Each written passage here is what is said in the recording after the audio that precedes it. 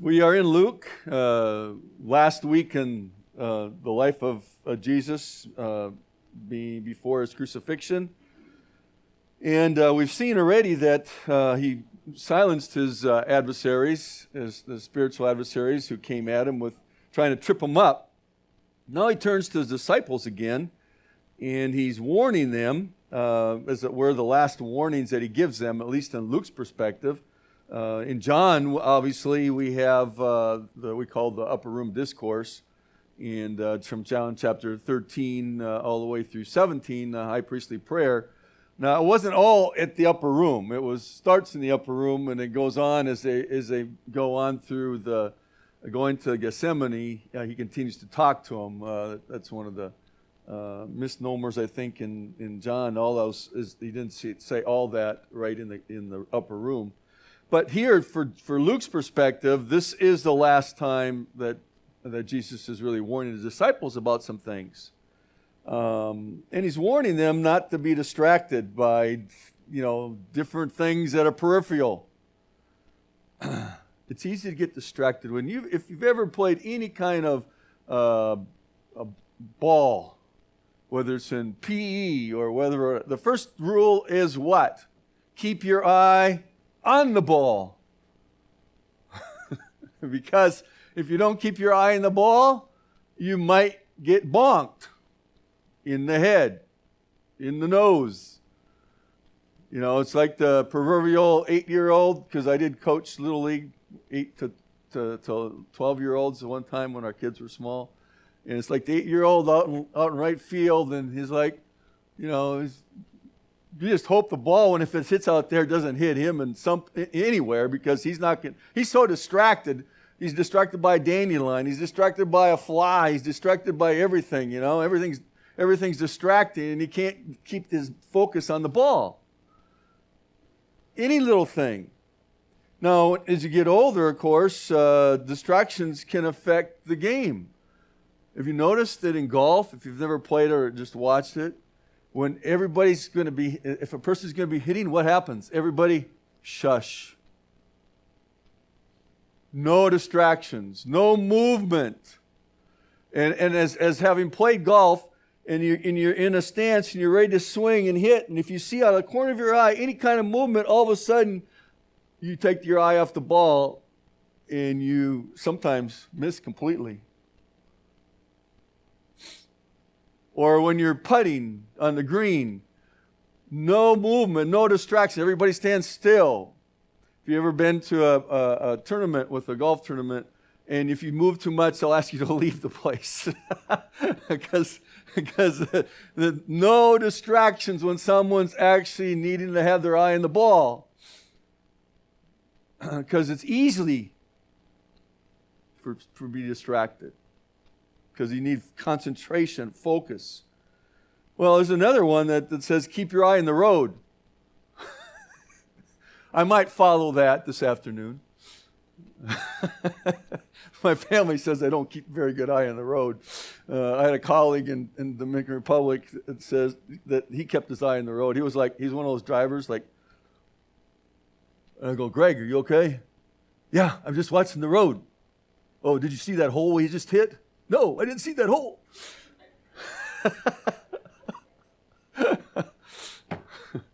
It's just so laser focused, right? And he'd drive me nuts. So I found out later that I drove him nuts. Because I'd be driving and I'd be going, hey, Greg, you see that over there?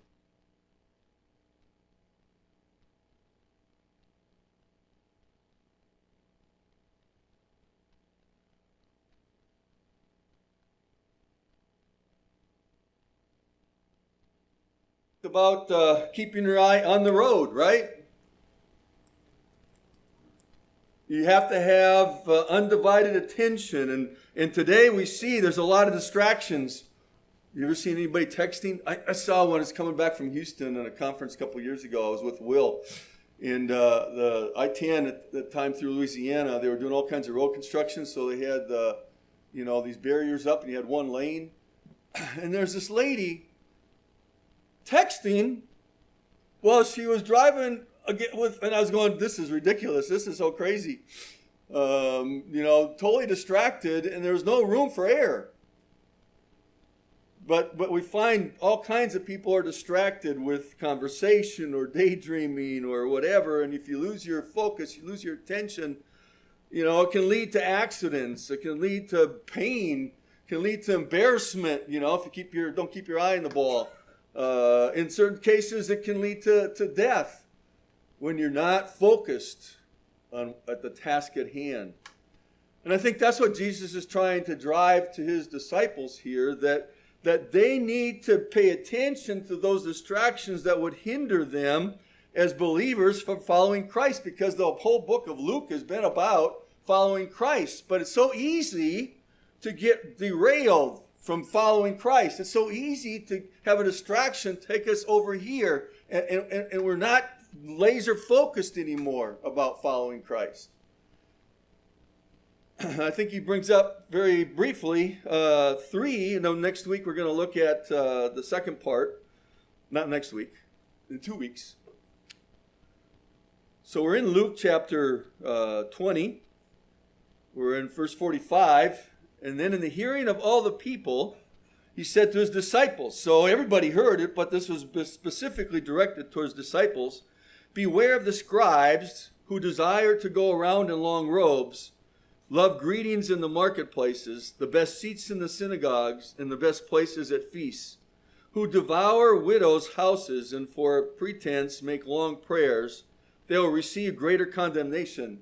And so the first thing he says to beware of, really, is beware of leaders who appear to be super religious.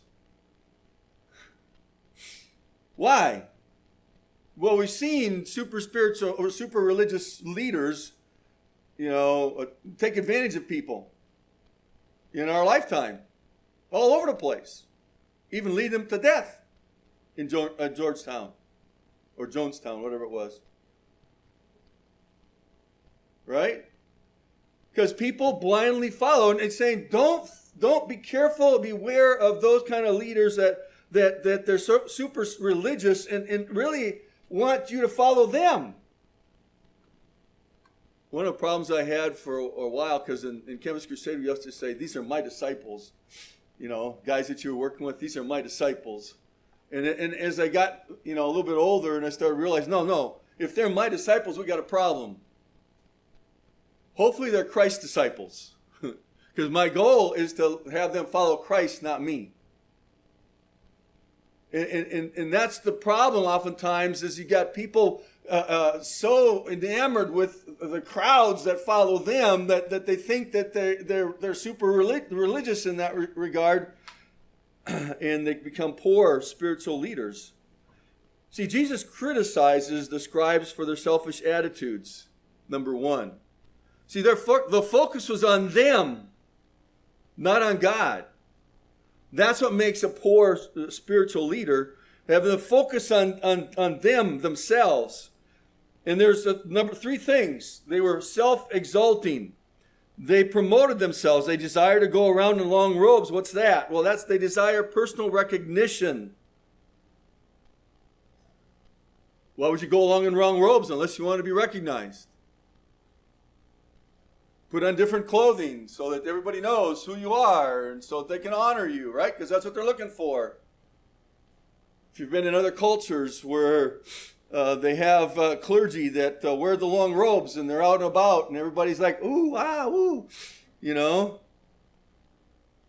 It doesn't even have to be clergy. It can be the witch doctors. It can be clairvoyants. When I was in Haiti, the clairvoyant, the women that were the mediums, as it were, for the witch doctors, they dressed in a certain purple and scarlet sash that everybody knew who they were. They wanted to be recognized. They wanted to be honored. One of the best compliments I've ever had, or continually have, is that you don't seem like a pastor. You don't look like a pastor. That's okay with me.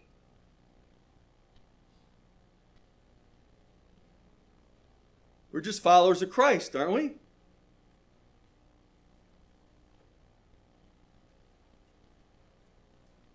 Second of all, it says that they love greetings in the marketplace. I see that as they delight in their public reputation. they have this a status symbol, as it were. And so they love to be not just recognized of who they are, but also in the reputation. They want the greetings, like, oh, this Reverend so-and-so, and this, put the title out there. It's like, why? I still maintain that Christ said, don't let anybody call you a teacher or a rabbi or whatever, because there's only one. I really don't like titles. You guys know that from the very beginning when I said that. Because the focus is on Christ. And they want the best seats in the synagogues and the best places at the feast. See, they demand professional respect.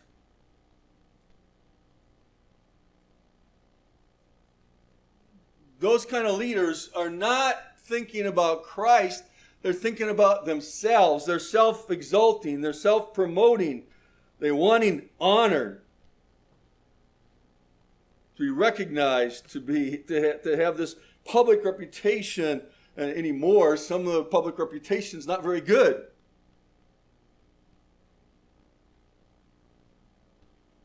And they want professional respect.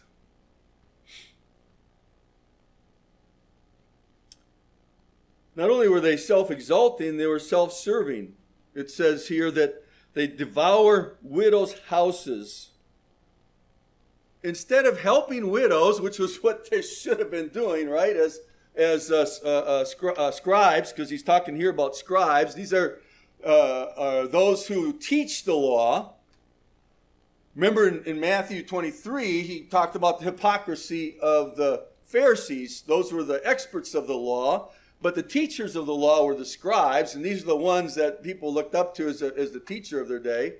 And they're supposed to be the ones that are serving the people, right? Instead, these people are predators of those who are oppressed. They take advantage of the weak and the helpless, the widows who have very little at that point, but yet they're going to take all that they can from even them.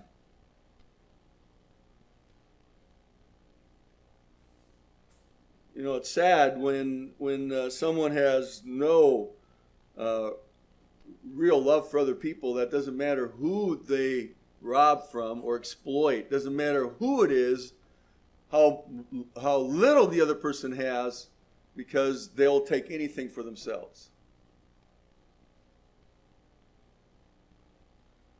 And third is that they not only were self-exalting and self-serving, but they were self-righteous. It says they for pretense make long prayers. They pretended to be spiritual. They were hypocritical. I still remember this from Prof. Hendricks in seminary. He said if you look in the Bible, you'll see an interesting observation, he said, about prayer. He said, long prayers in private, short prayers in public. And it's those who make long prayers in public that seem to want to be more recognized for their spirituality than not. And so it's like these people were under pretense making these long prayers, like they were so righteous, so spiritual, but they were just hypocrites.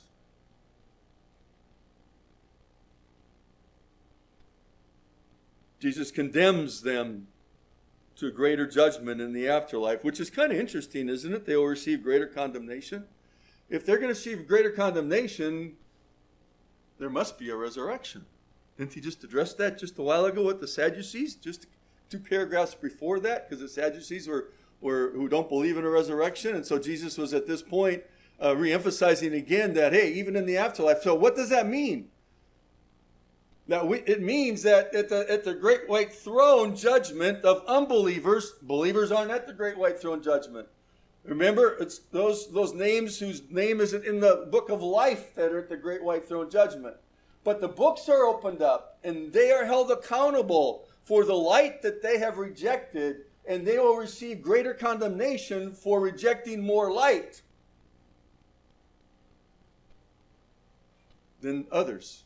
So there's degrees of condemnation, degrees of punishment, even in the lake of fire, just as much as there's degrees of reward at the Bema seat of Christ for us who will be in the new heaven and new earth for faithfulness. There's a greater judgment to these who would take advantage of people under the guise of religious and spiritual maturity. They were super religious, but be careful for those who come across that way. I've said this before. Coming out of a small church, 10 years, I'd been a believer for 10 years, and I went to Morehead State. The first meeting the Campus Crusade had, my first year at Morehead State, my third year of college, and they had this big gathering in a house. And I'd heard about them through a friend of mine. And so I went and I sat down on the floor, crossed legs, face to face with the campus director that was there at the time. His name was Jim Keller. And he was a jock in some ways. And he was from Toledo, Ohio. And, he was, definitely interesting character. And I put on my best impression of how religious I was.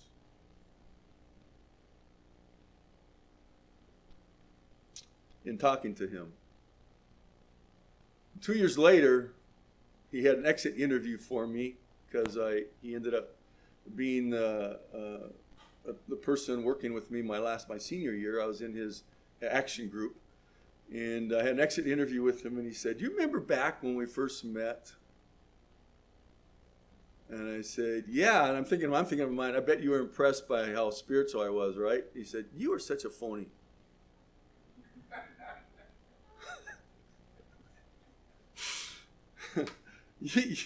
you were just blowing smoke because it was like there was no reality there. There was nothing there. I mean, you could see through that? I said, "Yeah."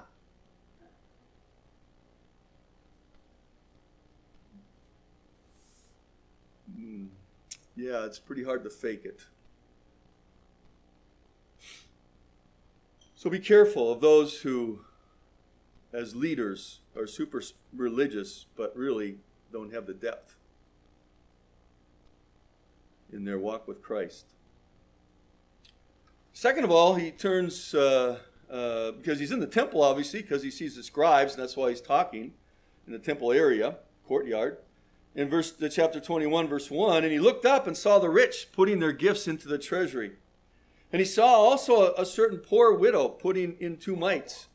And he said, "Truly I say to you that this poor widow has put in more than all. For all these out of their abundance have put in offerings for God, but she out of her poverty put in all the livelihood that she had." Don't be overly impressed with the contributions of the rich.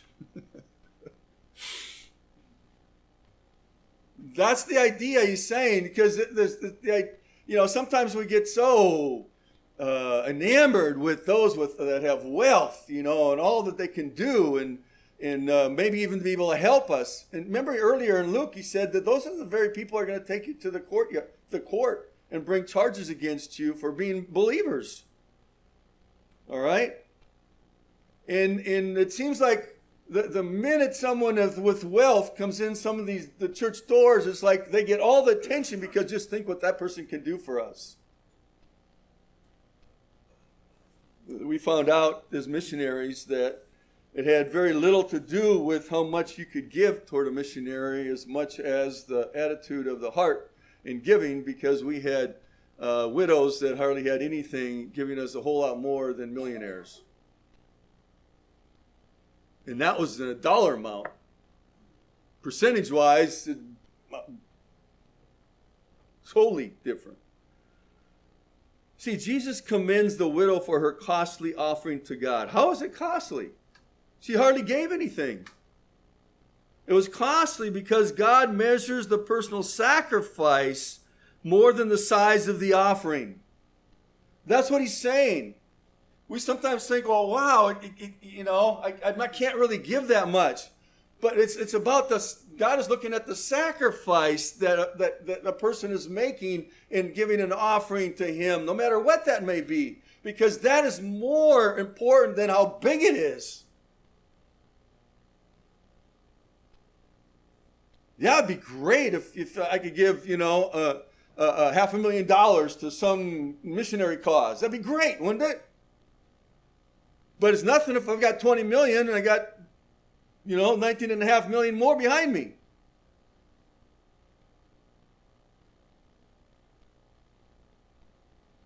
See, God is looking at the sacrifice given by this, because it was her livelihood. See, God recognizes the faith of the giver more than the funds themselves.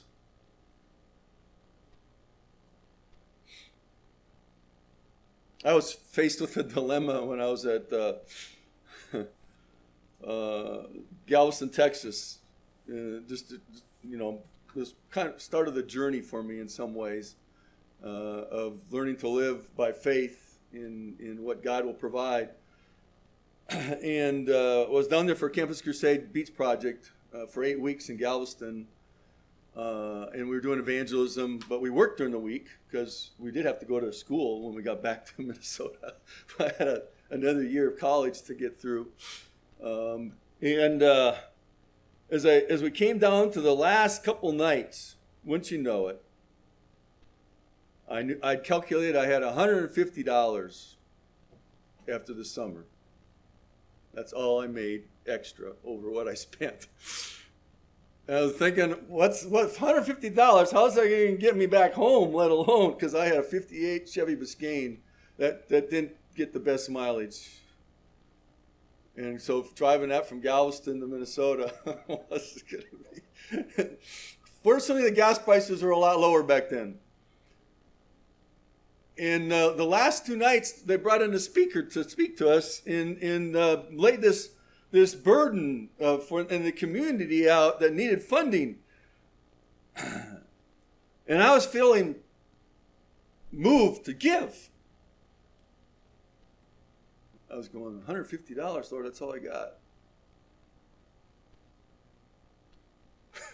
That's not a lot. It wouldn't matter if I don't give anything, really, because what's $5? And, the wrestling that takes place, and I was going, 50 is going to hurt. And he said, 50 isn't enough. I ended up giving 100. It hurt. And I was going, God, I don't know how I'm going to get back home, and I don't know how I'm going to get through the last years of college. But I was sure that he was going to provide for me. Now, I had to work my way through my last year of college. But he provided me with a job, and I was able to do it. Because at that point in time in my life, I realized that, God wants our faith, not just the money. It's a faith in him that, hey, if we're going to give, that he's going to provide. I'm not saying you go out and give everything. Is that when you give as he says in Paul, as a cheerful giver. In anything we give in faith. Now, please don't do like the person I've said before who sent the check to the Here's Life campaign up in Fargo-Moorhead for $5,000 that says, I have faith that God's going to put the money in the bank. I didn't have faith to cash it. Because when I went to the bank, it said no funds available. That's not the kind of faith I'm talking about. All right? See, he commends the widow because for her it was costly in that moment. It included sacrifice. It involved faith.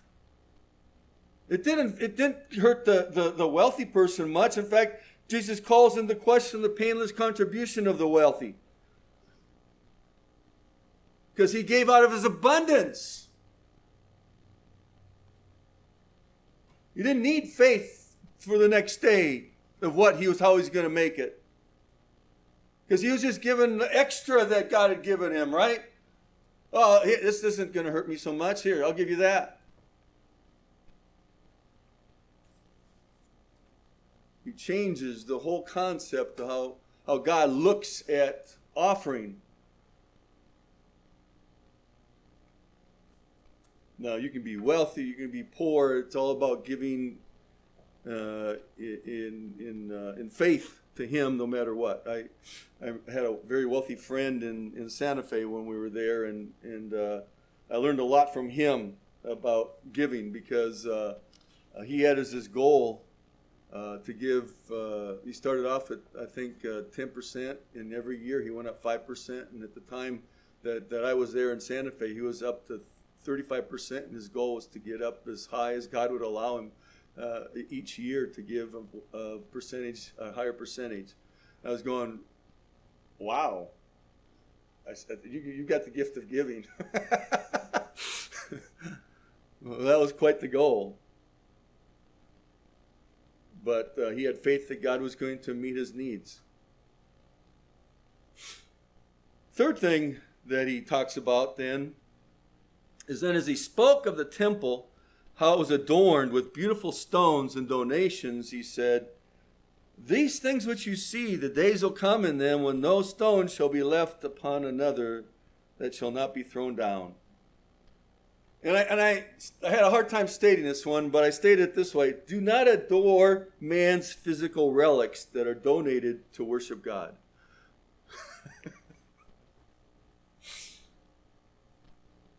Because that's what they were doing. They were standing around the temple and go, "Oh, wow, isn't this a beautiful place? Oh, this is so fantastic."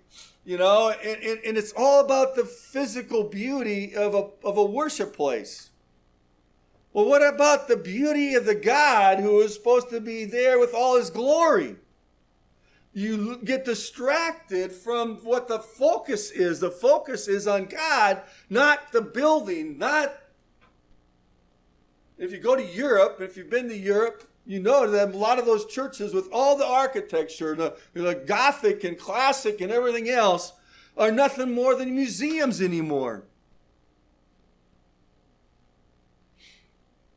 And we get so locked in that when we give something to the church even, like oh, no one should do anything to get rid of that because that was donated by so-and-so.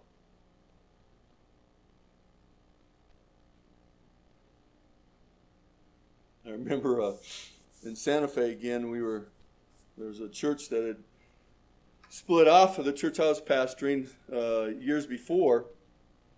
And the pastor at the time of the other church was from Dallas Seminary as well, graduate.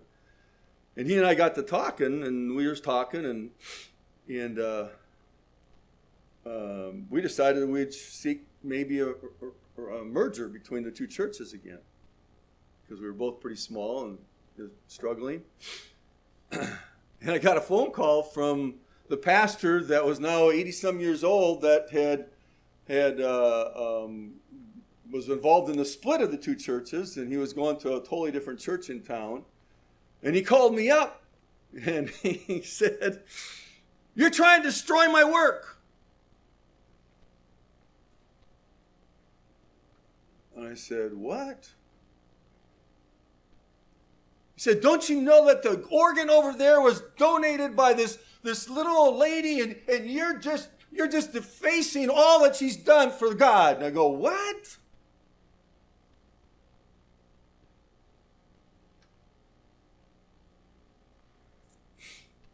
See, Herod's temple, however impressive, should never be the object of one's devotion. And that's true for any physical thing that is in contributions or donations. We call them sacred cows because you can't get rid of them.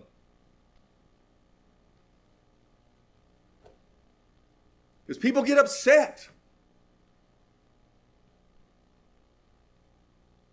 That's a distraction. The priority is in the wrong place. See, Herod's temple, he said, will one day be destroyed, and it wasn't going to be very long after this point in time, because in AD 70, the temple was destroyed.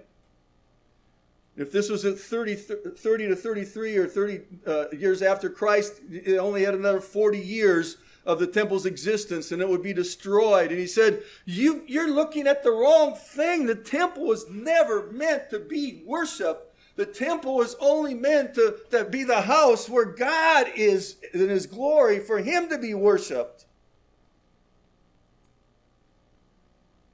And we get so distracted by these physical things. They become more important.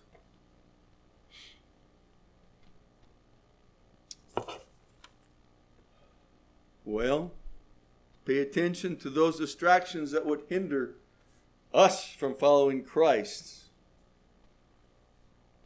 Leaders that are super religious, but more about themselves than about Christ. Focus on the wealth and the rich so that more can be gained from them, rather than realizing that every person is called to offer to God sacrifices in faith. A distraction of the priority of the things in this world, that even the religious artifacts, the relics, as I said, that are donated, aren't to be worshipped. It's Christ who's to be worshipped. Let's pray. Father, thank you again for these warnings that Jesus had for his disciples back in their day. I'm sure the pressure of the moment, the intensity of the moment would have been incredible. And yet Jesus is teaching them some very important things that even today, principles and lessons that we need. It's so easy to get distracted off the path of discipleship, of that commitment. Lord, we just pray that we would be steadfast, laser focused in Christ, and only in him. To his praise, to your honor, to your glory, in his name, amen.